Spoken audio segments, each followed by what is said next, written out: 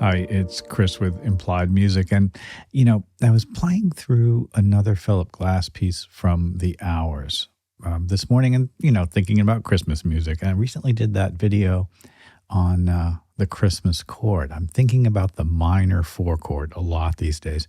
And I was surprised to find it featured in one of the pieces, An Unwelcome Friend. And I thought we would pick it apart a little bit today, take a look at it in chunks. It's kind of epic. It's got a lot of sections. Maybe we'll look at only two or three of them. But let's dive in today.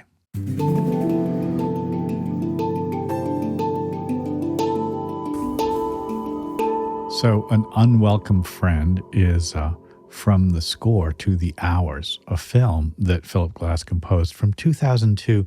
The score is largely, strings. It's orchestral score, arranged and conducted, I think, by Michael Reisman and maybe Nico Muhly. In any case, that's what the piano reduction says. It says composed by Philip Glass and arranged by Michael Reisman and Nico Muhly. And I do love playing through reductions. It's great to go to the source, and I definitely encourage you listening to the original material. But for the purposes of this discussion, we can just play on keyboard. So there's an initial statement, I guess I would say, of kind of like thematic material, which says, here, listen to these chords. And he just blocks out this A minor, F, F7 world, and manages rather quickly to push us down to an E7. Well, that E7, of course, leads us to A minor. So this sound here, listen to this little figure. It's so beautiful.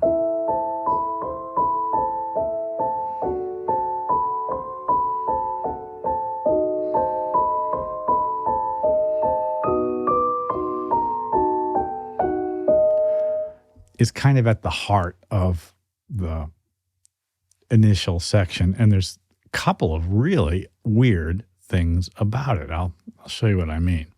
So the first thing you'll notice is this figured arpeggio, and I've talked about figured arpeggios before, where you get a simple triad, but a sort of a note makes its way into the middle of it. So we have an A minor, D7, well voiced, everything's very close. And then a rather surprising kind of weird diminished sound here.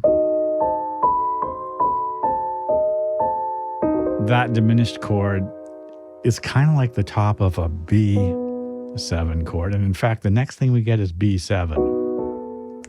But the weird thing about this B7 chord is the scale that accompanies it. Now listen to this scale coming down.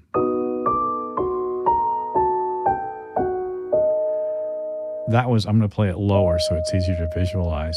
E flat, D, C, B flat, A, G, F sharp, E flat. And what that is a version of the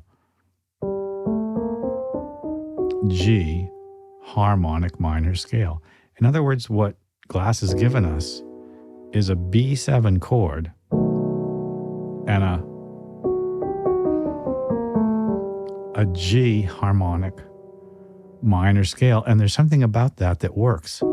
Those two notes are in the B7 chord. It is weird and beautiful and stunning. Well, that's just the opening statement. And the next thing that happens is that Christmas chord trick. Okay, so we have like a repeat and there's a second ending. And the second ending dumps us out into this sound here, which is, I guess, just a D7. And now we're into a new world. And the new world is B flat major, B flat minor. And of course, B flat minor takes us to F and A. So there's something just happened there, which was, I'll just play the chords as blocks. B flat, the 4 chord, B flat minor, the minor 4 chord, to a kind of a 1 chord.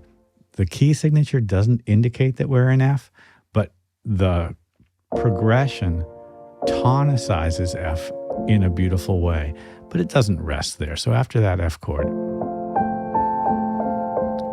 A major, and with this dominant 7 sound, G minor, 7 flat 5, which is, if you think about it, a version of the B flat minor, isn't it? In fact, G minor 7 flat 5 is very closely related to B flat major. B flat minor has all the same notes. Here's G minor, here's G minor 7 flat 5. Here's B flat major, here's B flat minor. It's just a way of saying the same thing in a slightly different way. And that's what he's done. He said the same thing in a different way.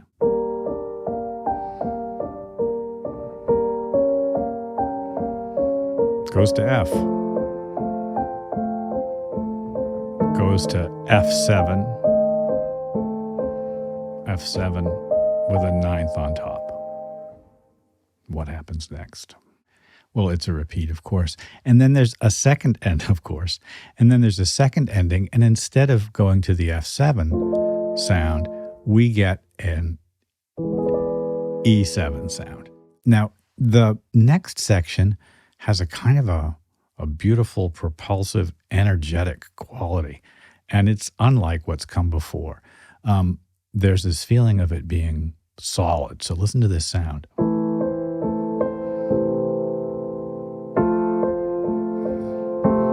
It's so beautiful.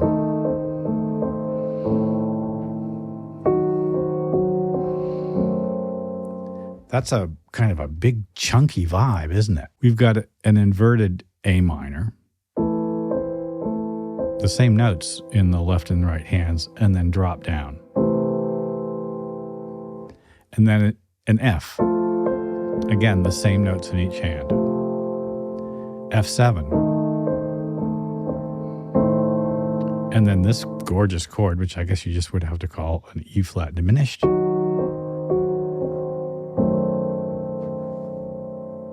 And then we proceed to G minor. So why does that E flat diminished take us to G minor? It's actually a trick. Let's look at the notes of D7, flat 9.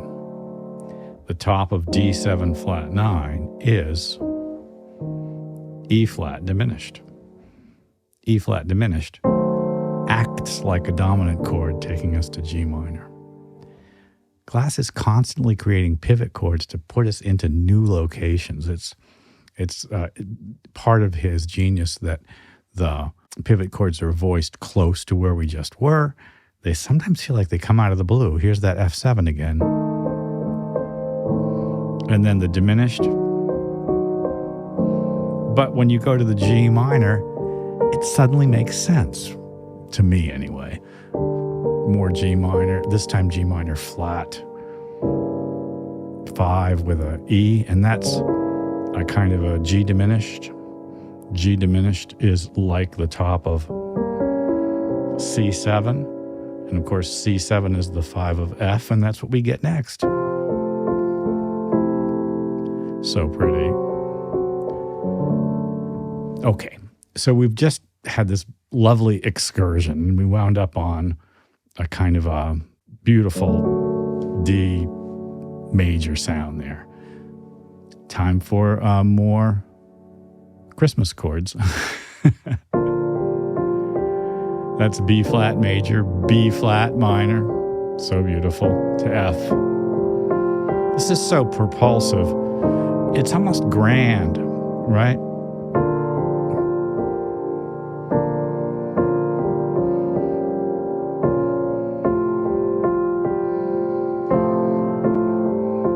Really love the size of that sound. Going forward, it's kind of the same energy, and we're sort of moved out into a new space because the next thing that happens is, instead of in the first ending, an F chord, we get the E chord. The last section, we had exactly the same thing with a figure that went like this.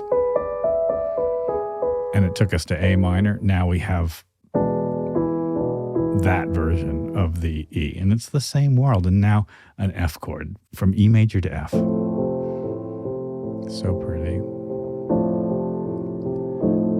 And now he's kind of running down. That was F to A minor, right? Really just kind of this lovely sound.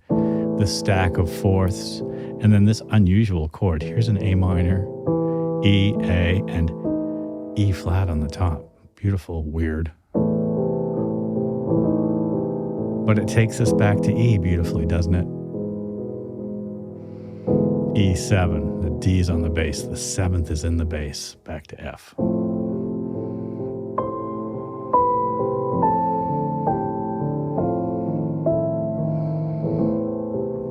So pretty, that top, kind of like a bell ringing out, isn't it? And there's some unusual dissonances there. There's the E flat against the A and the E. Unusual dissonances. It's that same dissonance that was used before to take us back to the E.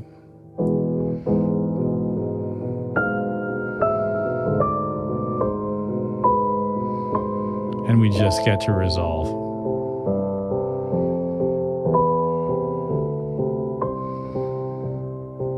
To A minor, right?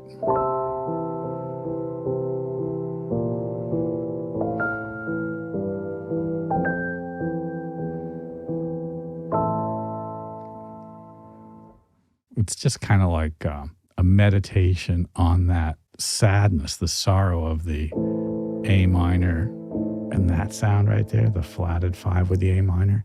And then this gorgeous thing where F major is the alternative. B flat minor to F. But sometimes we don't go to F, we go to E7, and we're back into a difficult state. An unwelcome friend. I think the surprises built into this harmonic language is trying to echo that thought. I mean, if you know the story of the hours, there are a couple of characters who are struggling with pretty difficult things, and it's just kind of great. And the music kind of just really pushes us along that way. Well, it's, for me, just great fun to analyze scores and think about what's happening. I hope it's been useful for you. Like and subscribe. Ding the bell. You'll be notified when I do my videos, and I'll see you next time.